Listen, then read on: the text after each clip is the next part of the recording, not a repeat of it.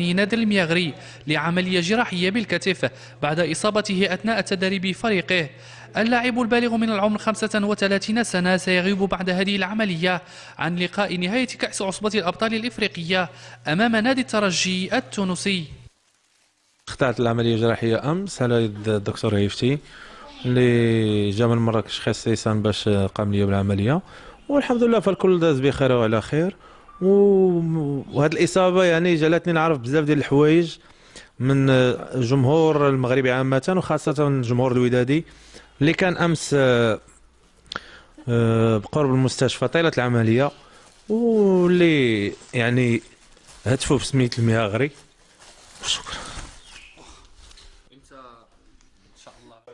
محاطا بأصدقائه وأسرته الكبيرة وبعطف مناصري القلعة الحمراء، يجتاز نادر المياغري هذه الإصابة التي ستبعده عن الميادين لأزيد من 6 أسابيع.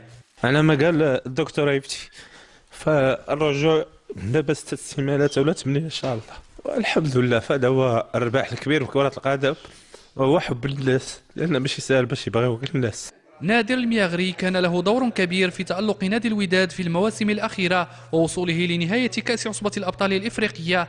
اللاعب ينتظر رغم الإصابة عودة زملائه في الفريق باللقب من العاصمة التونسية.